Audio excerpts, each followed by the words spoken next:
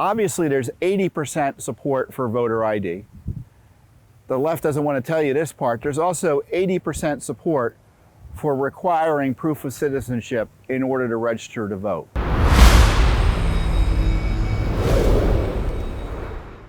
First up, though, I want to talk about President Trump's election integrity efforts. He signed what I consider to be a truly historic executive order this week that takes significant steps to ensure fair and clean elections in the United States.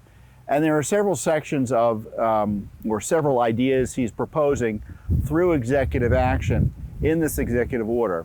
And perhaps the most significant one is his ordering of an executive agency, the Election Assistance Commission, to change the federal voter registration form to require proof of citizenship in order to register to vote.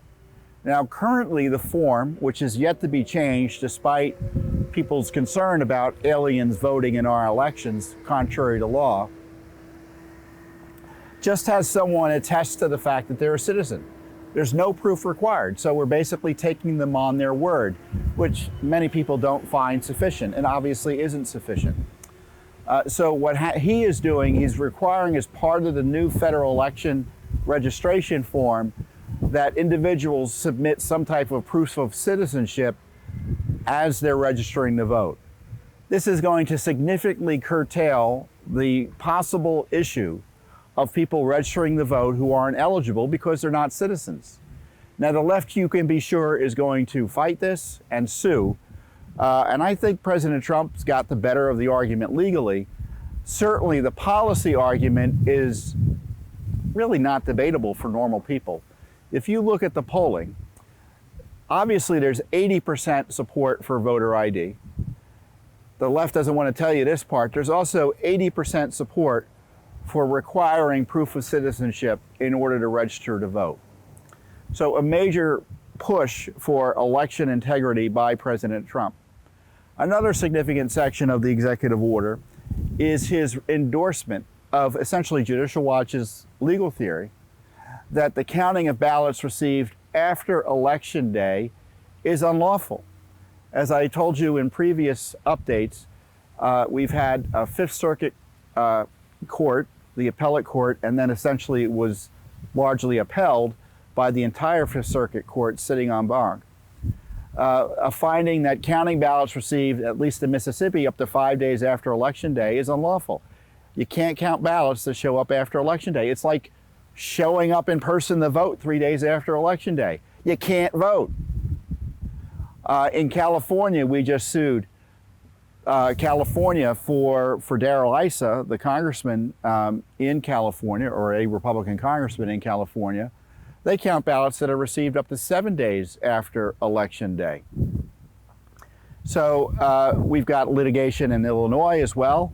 They count ballots up to 14 days after Election Day. In total, 18 states count ballots that arrive after Election Day. And here's what President Trump rightly says about this issue. Federal law establishes a uniform election day across the nation for federal elections.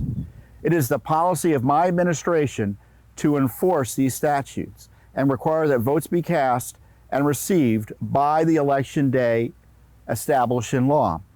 As the United States Court of Appeals for the Fifth Circuit, referencing our case, recently held in the case that we brought, these statutes set the day by which ballots must be both cast by voters and received by state officials. Yet numerous states fail to comply with those laws by counting ballots received after Election Day.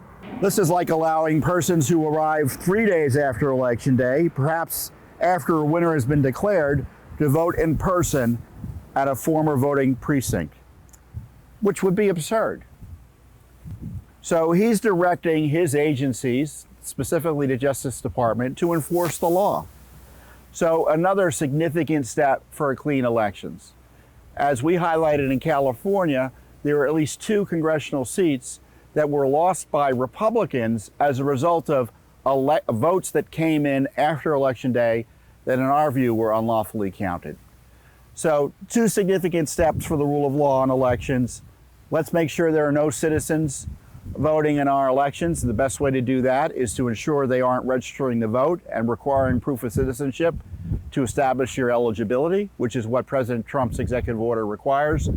Secondly, he is asking for and directing his executive agency responsible for the issue to require in the federal registration form proof of citizenship in order to register to vote.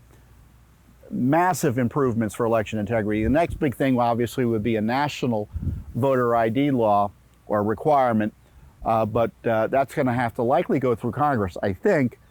So in the meantime, we'll take it, and we look forward to, at least it looks like, maybe Justice Department support in our lawsuits to stop states from counting ballots that arrive after Election Day. Plus, he has more in the other sections of this executive order also will make it easier for states to clean up their voter rolls. As you may know, Judicial Watch is in court across the country and has been in court across the country for well over a decade to try to enforce the law, to require states to take reasonable steps to clean up the rolls. We've cleaned upwards now. It's nearly it used to be 4 million. Now it's approaching 5 million names from places like California, Pennsylvania, New York City, Washington, D.C., Kentucky, you name it. We're cleaning up rolls all over the country, but many millions more need to be cleaned. And it's good to have the Justice Department it's good to have President Trump telling his agencies to make more information available to the states so they can take people off who've moved or died or otherwise have become ineligible to vote. So great news for election integrity this week. Thanks for watching. Don't forget to hit that subscribe button and like our video down below.